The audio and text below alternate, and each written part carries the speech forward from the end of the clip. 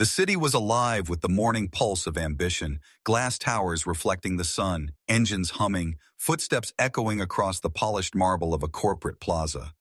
Among the stream of executives, one little girl stood out, her soft pink dress brushing against her knees as she clutched a small toy in her hand. Her name was Sophie, a quiet 6-year-old whose mother, Clara, worked as a corporate translator for one of the wealthiest businessmen in the city, Mr. Liang, a self-made millionaire whose empire stretched across continents. That morning was supposed to be routine. Clara had brought Sophie along because the babysitter canceled and she promised her daughter it would only be a short stop before heading home. But in a single moment, that ordinary morning twisted into something that would change all their lives forever. Before we dive deeper, if you believe in kindness, courage, and second chances, then please take a moment to like, comment, share, and subscribe to Kindness Corner. Your support helps stories like this reach more hearts. The morning light poured through the towering glass entrance as Clara crouched beside Sophie, adjusting her cardigan. Behind them, 3 uniformed security guards stood by a sleek black car parked near the curb. Mr. Lang had just finished a press meeting and was due to head to another event. Everything looked perfect. Too perfect. The air was calm, almost rehearsed. Sophie's curious eyes wandered from her mother to the guards who were speaking quietly among themselves. She tilted her head, catching words she didn't understand, and then suddenly she did. Clara had been teaching Sophie small phrases in different languages for fun, and Chinese happened to be one of them. The girl recognized just enough to freeze where she stood. The words floated from their mouths like ice. The bomb is under the seat. He won't make it past the bridge. Gee. Her tiny fingers tightened around her toy. Her breath caught. She didn't move, but the color drained from her face. Clara noticed her daughter's sudden stiffness and knelt beside her, concern clouding her expression. "Sophie, what's wrong?" she whispered, but the child only stared at the guards, her lips trembling. Mr. Liang was walking toward the car, shaking hands with a few associates, smiling as if the world were his. Sophie turned toward him, her small voice breaking through the hum of engines and chatter. "Don't get in the car." For a moment, the plaza froze, heads turned. The girl's cry sliced through the air like an alarm bell. The guards straightened, their eyes flashing panic before one of them reached for his earpiece. Clara's heart stopped. She didn't know why Sophie had shouted, but the terror in her daughter's voice was unmistakable. Mr. Liang hesitated mid-step, confusion and concern blending on his face. Then he saw the girl's trembling hand pointing toward the vehicle. Something in her eyes, that raw, desperate sincerity, made him step back. "Wait," he ordered. In seconds, the security team moved in, scanning the car. One of the guards, nervous and sweating, tried to deflect, insisting everything was fine. But when another guard opened the back door, the faint ticking noise silenced every sound in the plaza. The next moments blurred police alarms, panicked shouting, a rushed evacuation, and then the explosion ripped through the parking area, throwing smoke and debris into the sky. The car had detonated prematurely, sparing everyone who had hesitated to climb inside. Mr. Liang stood there, shaken, but alive. The force of the blast had knocked him backward, his white shirt stray with dust. Sophie clung to her mother's waist, eyes wide, sobbing softly.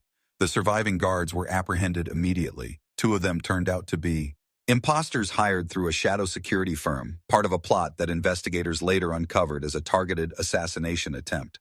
Hours later, when the chaos settled, the millionaire sat across from Clara and Sophie in the sterile calm of the police station.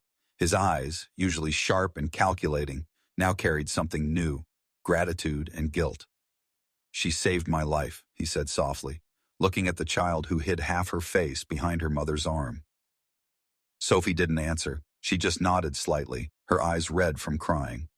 Mr. Liang exhaled slowly, his voice breaking. "I don't think anyone has ever done that for me before." Days turned into weeks.